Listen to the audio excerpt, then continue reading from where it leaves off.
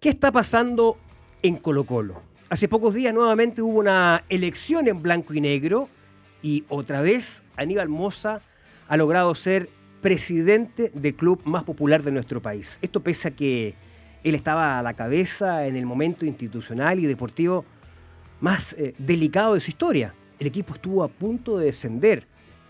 Los balances económicos fueron nefastos para Colo-Colo. Sin embargo, ha vuelto a conseguir la confianza del Club Social y Deportivo, que tiene dos directores dentro de esa mesa de directorio de blanco y negro, y conseguir la presidencia del club. Es una lucha de poder.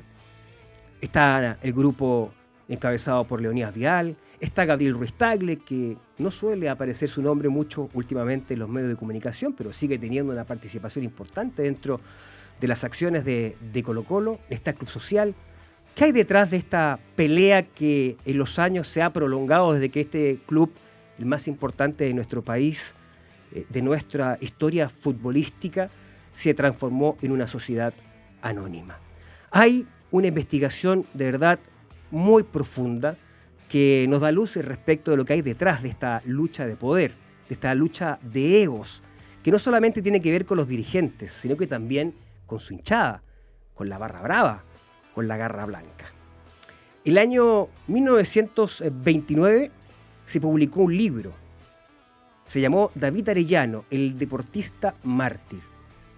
Es el primer libro que se publicó sobre Colo-Colo. Lo escribió Alberto Arellano Moraga, hermano de David Arellano, nada menos, uno de los fundadores de Colo-Colo y su primer capitán.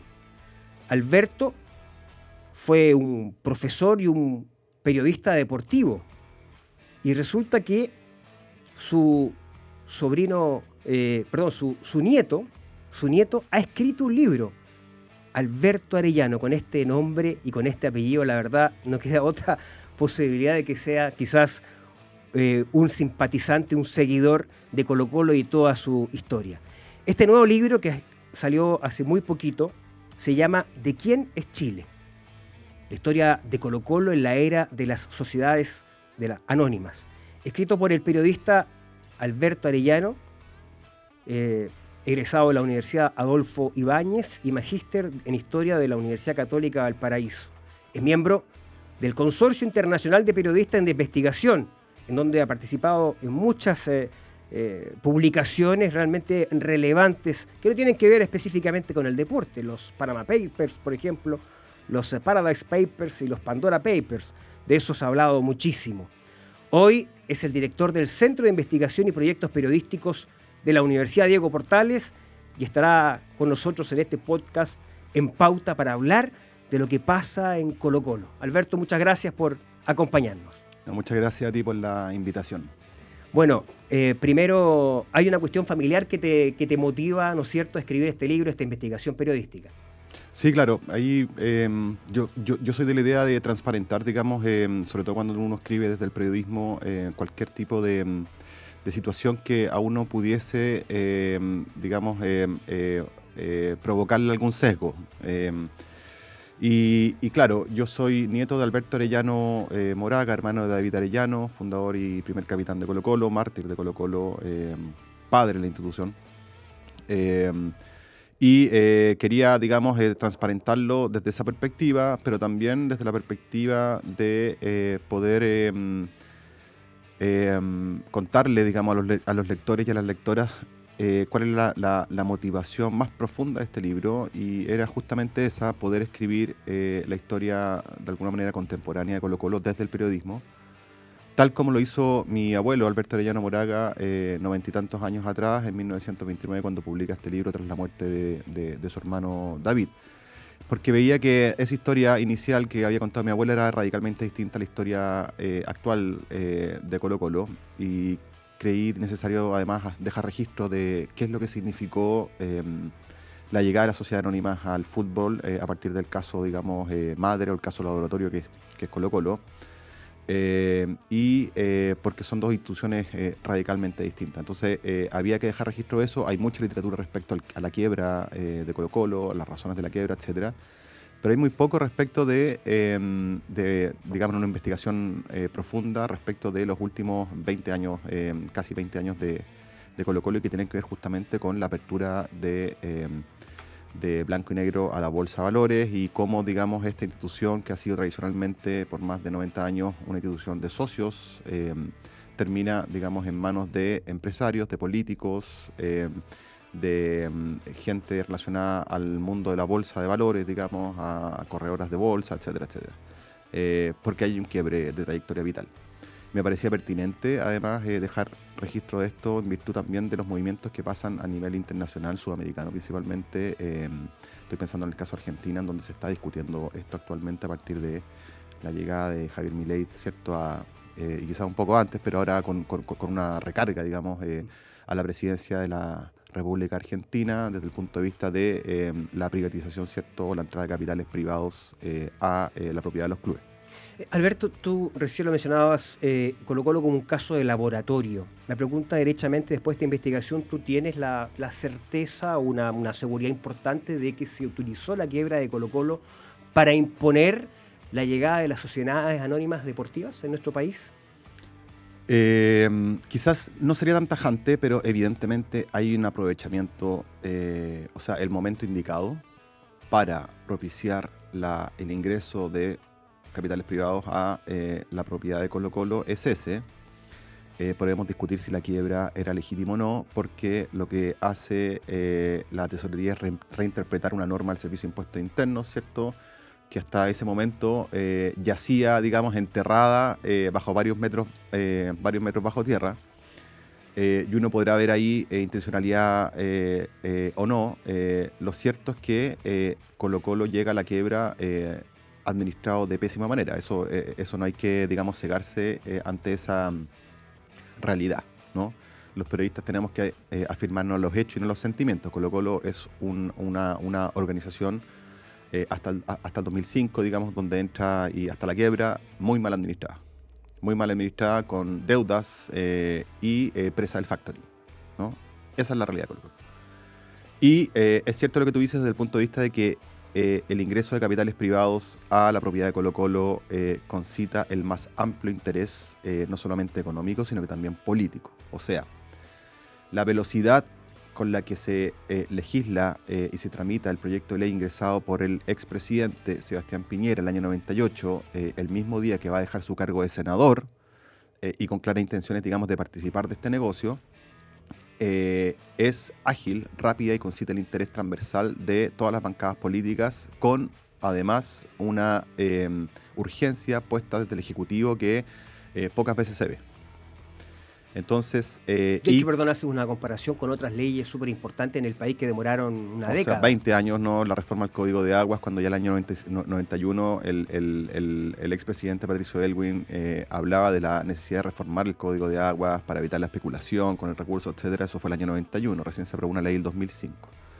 En este caso se aprobó más o menos en tiempo récord, una ley compleja, de la cual, si uno revisa ahora los principales voceros de esa ley desde el punto de vista al menos del Ejecutivo, hay bastante arrepentimiento sobre cómo se hicieron las cosas, por distintos motivos.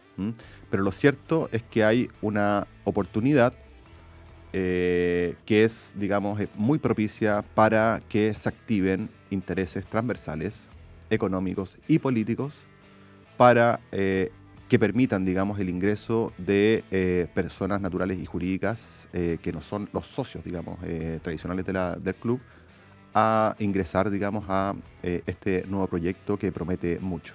Exactamente. A propósito de promesas, yo recuerdo perfectamente, porque me tocó reportear todo ese proceso, Alberto, en esa época, y dentro de lo que se decía que iba a suceder era esta idea del capitalismo popular, es decir, que cada hincha de Colo-Colo, cada socio, cada simpatizante del club iba a tener la posibilidad de tener una parte de la propiedad de Colo-Colo. La historia ha demostrado de que eso no ha sido así, que de hecho está concentrado en dos grandes grupos privados la propiedad de Blanco y Negro. Así es. Yo ahí tiendo a creerle. Yo hablé con muchas personas de la época digamos, hace pocos años, ¿no? con distancia. Tiendo a creerle a algunos de ellos, a los gestores de esta idea de Blanco y Negro, de que esa idea de capitalismo popular, al menos en un par de casos, era una idea, digamos, genuina. Se quería que las acciones quedaran en manos de mucha gente, que fuese una propiedad totalmente atomizada, en donde cualquier persona que pudiese o quisiese comprar acciones de blanco y negro. Y se diseñó de tal manera el proyecto que Blanco y Negro se abrió en la bolsa en junio, si no me equivoco, del 2005. Una apertura extraordinaria, o sea, la mejor apertura en la bolsa de los últimos 10 o 15 años, por arriba de Cencosud y de grandes, digamos, conglomerados. Y se ofrece además comprar acciones de Colo-Colo a través de sistemas muy poco complejos y muy cercanos a la gente, por ejemplo, a través del Banco Estado. Así es. ¿Mm? Tú podías ir a una caja vecina, no sé si se llamaban así en ese minuto o no, pero comprar acciones de Colo-Colo sin mayor problema. Ahora, lo pensaron así y ahí hay un dilema, o como pantalla o fachada, o de manera genuina, porque lo cierto es que si uno analiza cómo funciona el mercado en cualquier, digamos, ámbito de la economía, evidentemente en un negocio como este, las intenciones de que la propiedad esté atomizada, uno ya lo sabe de antemano, va a durar muy poco. Y va a durar muy poco porque van a llegar los grandes peces o los peces gordos de la bolsa a acaparar acciones en la medida en que este negocio le comience a ir bien, ¿cierto? Y eso fue lo que sucedió. Se abrió Colo-Colo la bolsa. Mucha gente compró acciones, 10.000 personas aproximadamente. Y a los pocos meses, estoy hablando de 5, 6 o 7 meses máximo, aparecieron los, ocupando la terminología de un colega, los leones de Sanhattan, ¿cierto? A acaparar paquetes mayoritarios de acciones, sin que nadie sea el mayoritario, digamos, pero ya no es el 0,5%, no es el 0,3%, es el 7%. Juan Bilbao, un digamos, actor insigne de la bolsa, hasta que fue sancionado por la Comisión para el Mercado Financiero tiempo después, ¿cierto? Raimundo Paila Valenzuela, otro corredor de apuestas cortas en la bolsa, muy hábil, digamos, para los negocios.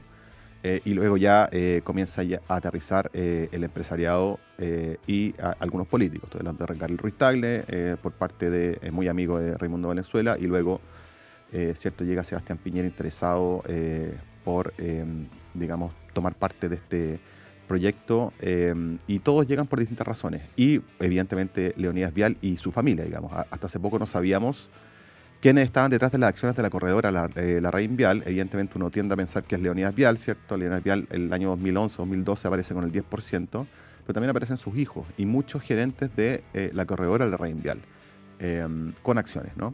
Entonces esto ya se comienza a distribuir en pocas manos. El capitalismo popular aplicado a Colo-Colo, que es una política que se aplicó en varias empresas que fueron privatizadas, ¿cierto?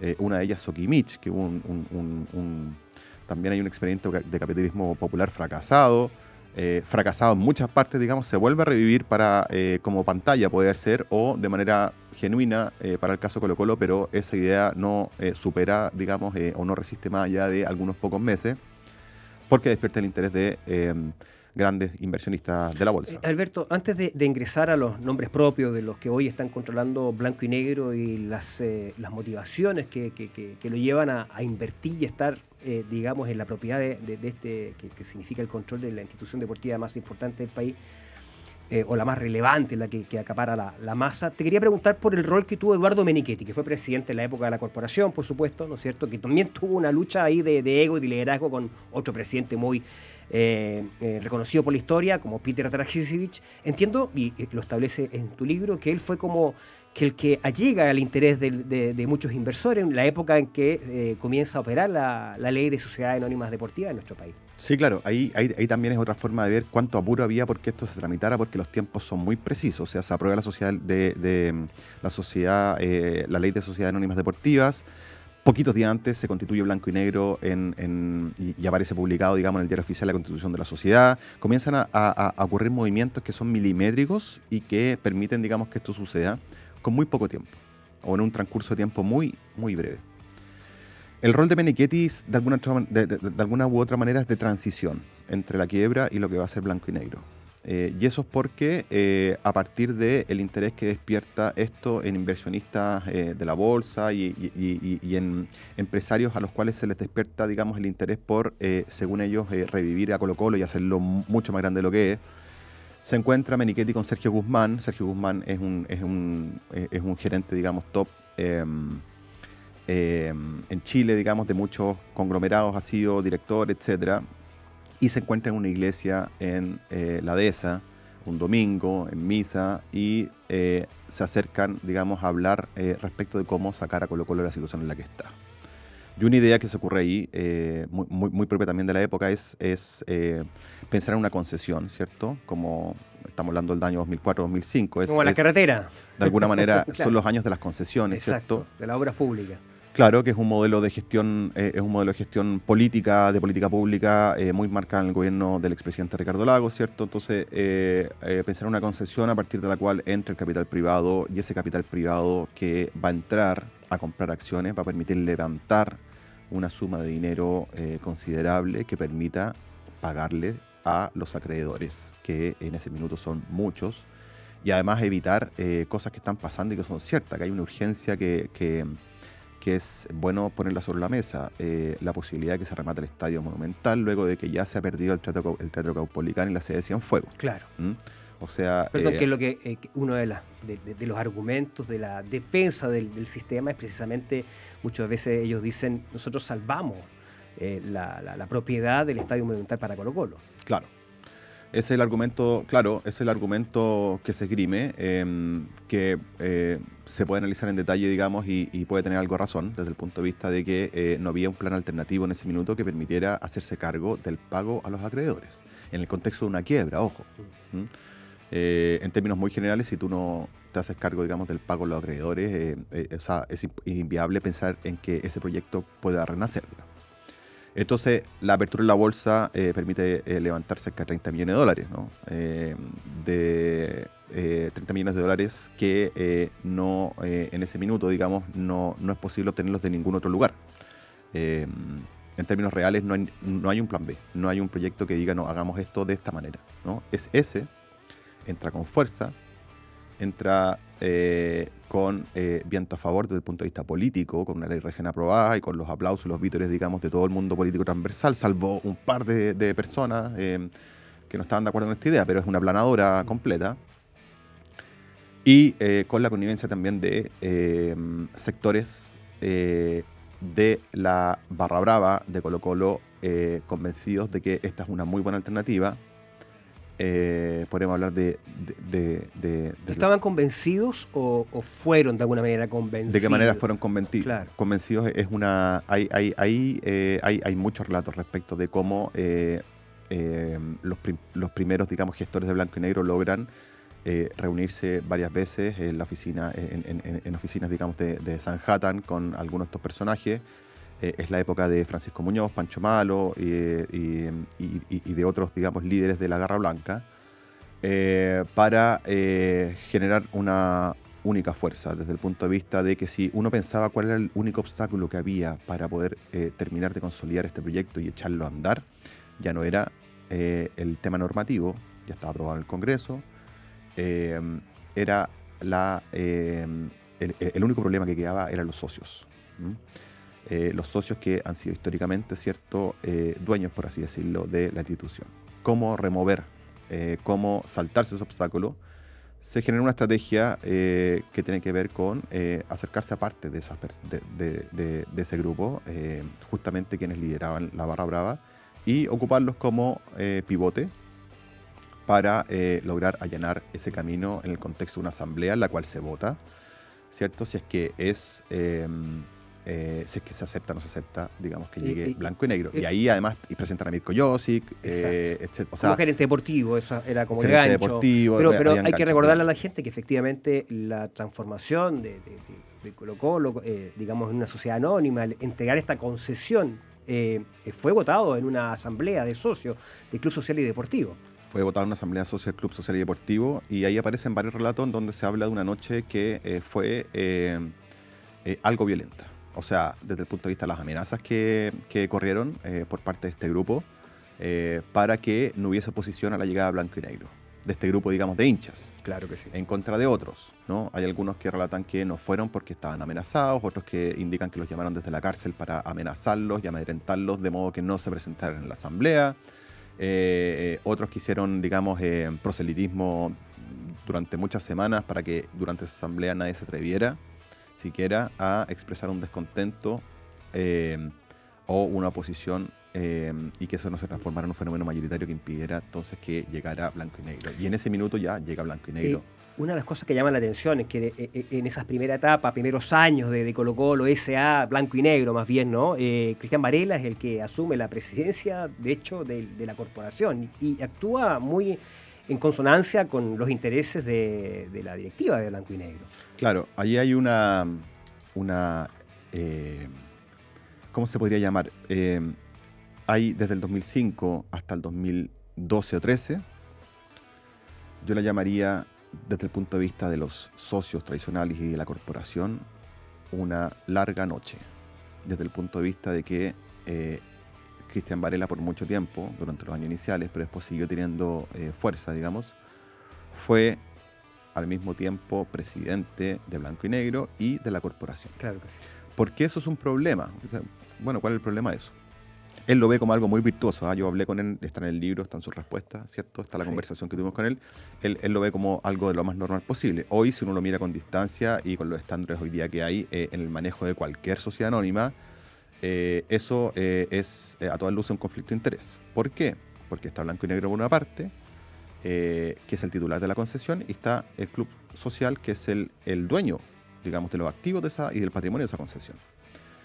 Lo que tiene que hacer el Club Social y Deportivo, la corporación, es cautelar que el contrato que firma con Blanco y Negro se cumpla a rajatabla.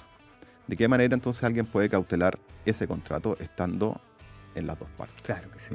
Y ese es el problema. Por eso yo hablo una noche, desde el punto de vista de que en ese minuto la corporación, que es la que tiene los socios, los hinchas, el depositario de la tradición, es la institución misma, duerme, digamos, y entonces no le ofrece ninguna resistencia, ninguna fiscalización, ningún control o contrapeso a esta fuerza que es Blanco y Negro. Yeah. Como sucede a partir de los últimos años. Digamos. Así es, con una asamblea de socios que está un poco más consciente de eso, por lo menos marca una distancia con quienes tienen el control de Blanco y Negro. La idea no es contar al detalle el libro, por supuesto, invitar a la gente a que lo lea, a que lo digamos, lo consulte, de quién es Chile, de Alberto Orellano, con quien estamos conversando. Para ir entrando más en la actualidad, Alberto, porque la historia claramente es muy interesante de conocer para entender lo que está sucediendo ahora. ¿En qué momento alguien como Leonidas Vial, con muchos éxitos, con un gran patrimonio, un hombre de la Bolsa de Comercio de Chile, se convence que tiene que invertir en Colo-Colo? ¿Lo ve como un buen negocio? ¿Cuál es el interés que hay detrás de Leonidas Vial, de un hombre como él, en la propiedad de Blanco y Negro? Es una muy buena pregunta que me la han hecho varias veces y para la cual no tengo una respuesta tan clara porque no logré hablar con Leonidas Vial. O sea, él se excusó de participar en la investigación. Todos, por supuesto, fueron contactados, todos los actores principales y secundarios también fueron contactados para esta investigación. Muchos hablaron, otros decidieron no hacerlo. Leonidas Vial no lo hizo. Leonidas Vial está en esta idea de Blanco y Negro desde el minuto cero. O sea, la corredora Larraín Vial, de la cual él es socio, hasta hace algunos años, no sé ahora el detalle, pero tenía más del 30%, el 38% de la propiedad de Larraín Vial, es, de alguna manera, una de las patas de la mesa que permite viabilizar la idea Blanco y Negro. O sea, es la corredora bolsa que abre a Colo-Colo a la bolsa, es la corredora bolsa que viabiliza todo el proceso de financiarización de Colo-Colo el 2005. ¿Y eso por qué? Porque Sergio Guzmán, que es la persona que se acerca a Menichetti, digamos, ese domingo en misa el año 2004-2005, es muy cercano a la corredora y a muchos de los ejecutivos y grandes gerentes de la corredora. Entonces, Larraín Vial entra como actor principal. Y ahí no se sabe cuánto invierte Leonidas Vial desde un comienzo, pero él está desde un comienzo. Después sabremos que él tiene intereses porque una cosa es que esté la corredora y otra cosa es que estén los dueños de la corredora. Son dos cosas distintas, ¿ya? La corredora por lo general actúa en representación de terceras personas. Exacto. Que invierten. La pregunta respecto de por qué está Leonidas Vial en este pésimo negocio, porque es un pésimo negocio y ya tenemos que hablar de eso, porque acá está Sanhattan encima de un negocio que ha resultado ser, yo creo, el peor negocio de la cartera de muchas de las personas que invierten en grandes volúmenes en esta digamos, sociedad. Claro. Podemos pensar en que Piñera tenía un propósito de entrar a Colo-Colo bastante claro, que tenía que ver con poder aumentar su caudal de votos mirando las elecciones del 2009. Me atrevo a arrojar alguna respuesta respecto de por qué Aníbal Mosa, otro de los grandes accionistas, está en Colo-Colo. ¿Por qué está en Colo-Colo Aníbal Mosa? A mí me parece, viendo la trayectoria y su comportamiento, que él tiene liquidez para hacerlo, ¿cierto? Hay una historia ahí que se cuenta respecto de qué papel ocupa él en el negocio familiar, un negocio familiar grande, inmobiliario, que tiene que ver con arriendo de propiedades, de mall, etcétera, y el rol que ocupa su hermano. Y cómo Colo-Colo de alguna u otra manera le representa, esta es una teoría, digamos, una tesis, le representa a Aníbal Mosa de alguna manera. Yo lo veo como un juguete. O sea, para él es un ¿Aceptación juguete. social puede ser lo que esté buscando Aníbal Mosa? Totalmente. Aceptación social. Figuración Pública. Tienen que ver con aspectos, desde mi perspectiva, que tienen que ver con su fuero más íntimo. Porque queda la sensación al leer tu libro, tu investigación, Alberto, de que la motivación de Aníbal Mosa es claramente esa. Claramente ese, uno no vislumbra otro motivo. En el caso del expresidente Sebastián Piñera, uno puede efectivamente especular de que buscó una plataforma también para brindarle mayor fuerza a su candidatura, que le permitió después llegar a la presidencia. De hecho, la diferencia con el expresidente Frey en esa segunda vuelta es mínima. Uno podría perfectamente decir que esa diferencia se la pudo haber la pudo haber obtenido gracias a la figuración que tuvo como accionista importante en Colo-Colo. Y en el caso de Leonidas Vial, volviendo al personaje que estábamos hablando, ¿puede ser una motivación ideológica entonces para sostener digamos, el proyecto? Por eso es importante ir al 2005, porque como está la corredora, la Larraín Vial, metida de lleno como una de las patas de la mesa importantes de este proyecto, salirse quizás de este negocio implica reconocer el fracaso de este modelo empresarial. Lo digo porque en varias reuniones de directorio, digamos,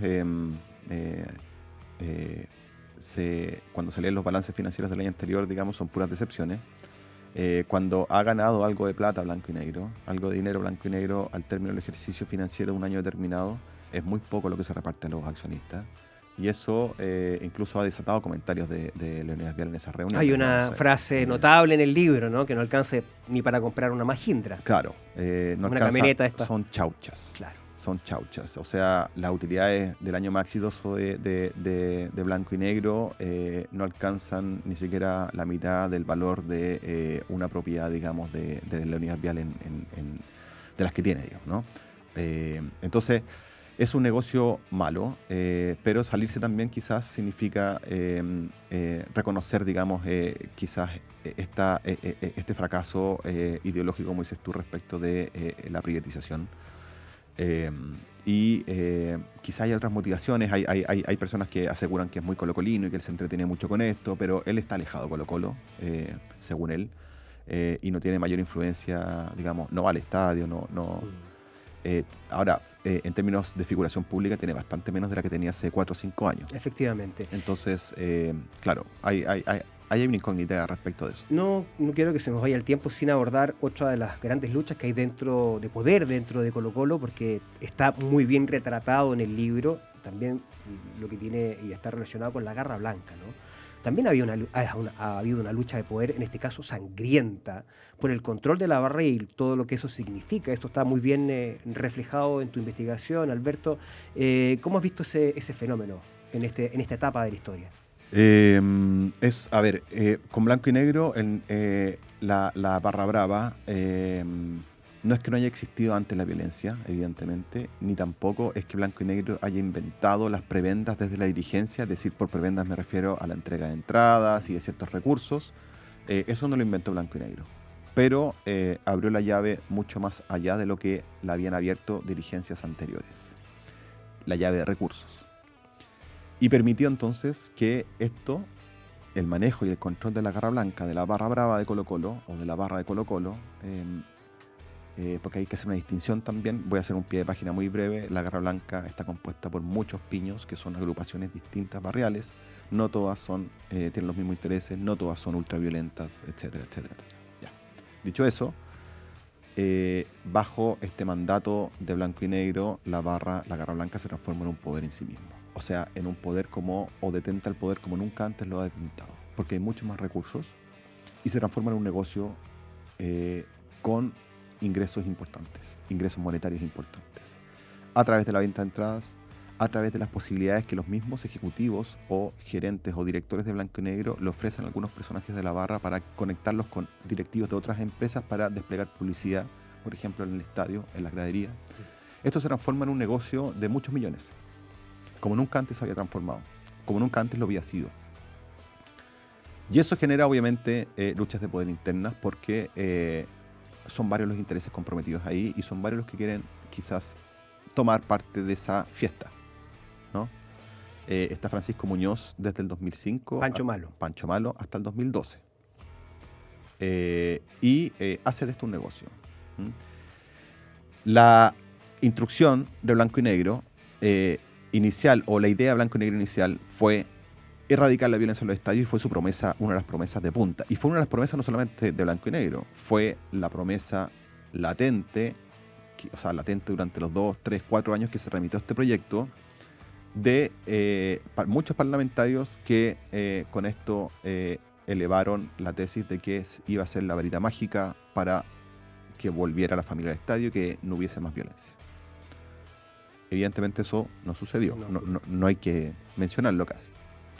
Y blanco y negro dice, vamos a erradicar esto, y traen a un ejecutivo británico que había combatido a los hooligans en Inglaterra con bastante éxito, él y un grupo de personas, digamos, especialistas en violencia callejera, y lo traen a blanco y negro como jefe de seguridad. Duró 9 meses. Sí, fracasó ese Fracasó, proyecto. no entendía el lenguaje, no entendía nada de lo que sucedía y le terminaba pidiendo ayuda a los mismos barristas, a veces para controlar a otros barristas. O sea, sucumbió a lo que estaba impuesto, digamos, como modelo. Totalmente, eso habla de ahí para adelante de la incomprensión, que esto es un problema transversal en todos los años de la concesión, de la incomprensión de quienes manejan este negocio respecto a la cultura del fútbol.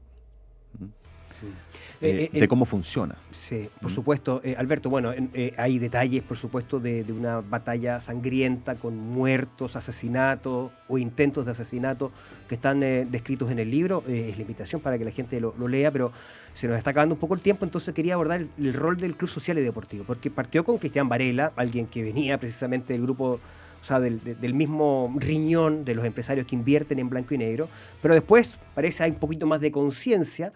Y los socios empiezan a establecer al menos un contrapeso, ¿no? Y terminan siendo fundamentales en cada una de las elecciones de blanco y negro. Pero, ¿quiénes son los que están detrás del Club Social y Deportivo?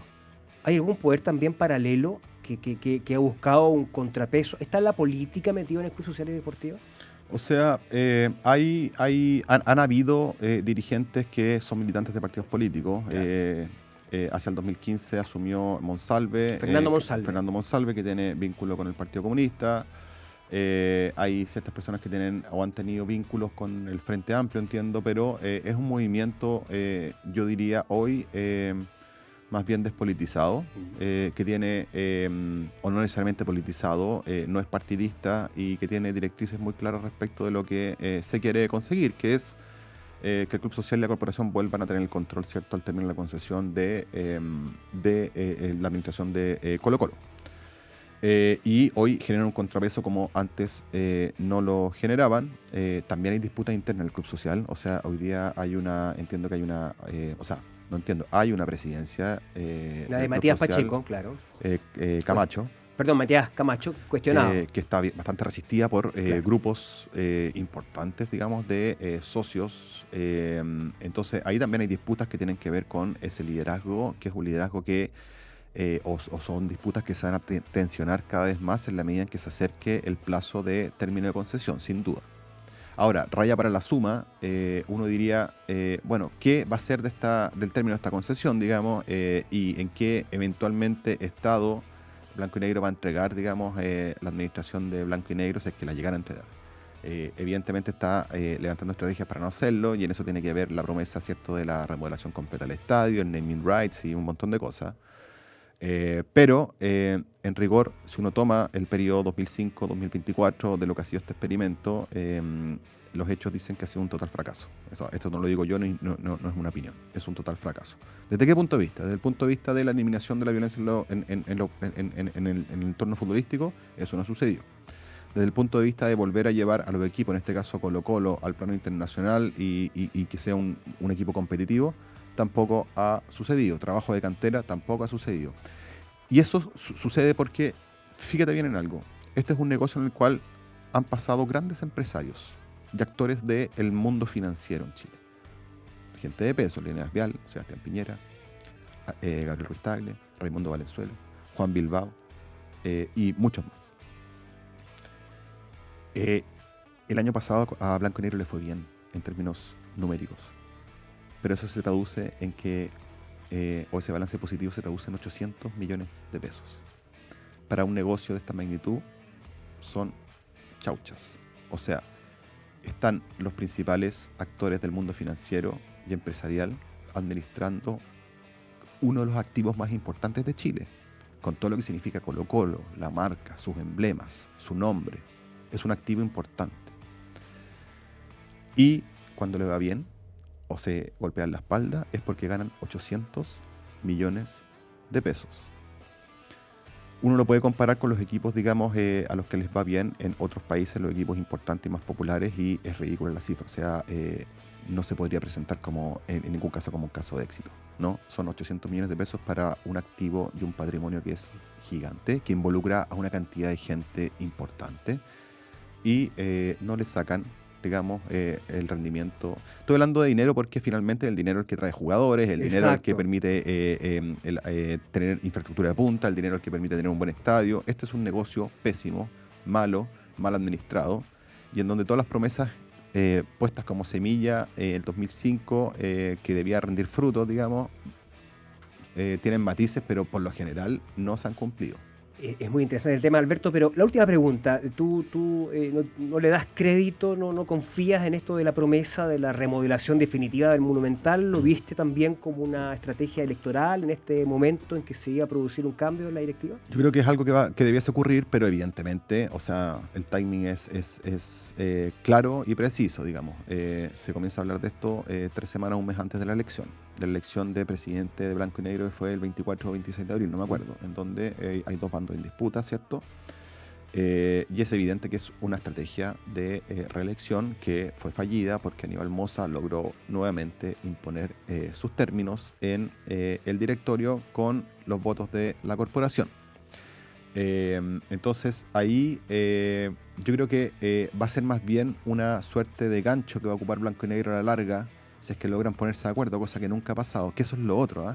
O sea, cualquier directorio de una empresa seria, abierta en bolsa en Chile, no resiste el tipo de directorio que tiene Blanco y Negro, no lo resiste. O sea, hay investigaciones por uso de información privilegiada, al menos en 2 directorios, uno está formalizado, que es Gabriel Ruiz Tagle. Así es. Aníbal Mosa. Hay acusaciones en tribunales, hay acusaciones ante la Cámara de Arbitraje, o sea, hay querellas por injuria y calumnias, hay luchas de poder constantes. Ningún directorio de ninguna empresa resiste así, con un directorio como este. Dicho eso, este es más bien, yo creo, un gancho que va a utilizar Blanco y Negro para extender o intentar extender la concesión más allá, digamos, del 2035. Pero hay un tema importante acá que quizás para cerrar, del cual no hemos hablado y que tiene que ver con que en el contrato del 2005, cuando entra Blanco y Negro a administrar Colo-Colo, ahí también está el asunto de cómo se va a pagar la tremenda deuda que tiene Colo-Colo con la tesorería, que en ese minuto se le hace una rebaja, están en torno a los 8.000 millones de pesos. Hoy la deuda está en los 13.000 millones de pesos. Así es, se han cumplido los compromisos, evidentemente, de irla pagando, de irla morigerando, pero no se ha reducido, ha aumentado. En el contrato Blanco y Negro no se compromete a pagarla totalmente, pero sí se compromete a servir la deuda, que es un término que uno ahí es un poco ambiguo. Pero en términos digamos, concretos, un proyecto presentado de la manera en que se presentó el 2005 debiese haberse hecho ya cargo de esto, pero no puede hacerse cargo de esto porque cuando le va bien ingresa, digamos, utilidades por 800 millones de pesos, que es frente a una deuda de 13.000 millones de pesos y compromisos gigantes. Es un negocio mal administrado porque el patrimonio de Colo-Colo es demasiado grande y las utilidades que le sacan, digamos, a la administración de ese patrimonio son ínfimas. ¿De quién es Chile? Colo-Colo en la era de las sociedades anónimas. Hemos conversado de este interesante tema con Alberto Arellano, director del Centro de Investigación y Proyectos Periodísticos de la Universidad Diego Portales, sobrino nieto además de David Arellano. Gracias, Alberto, por estar en este podcast con Pauta. Gracias por la invitación.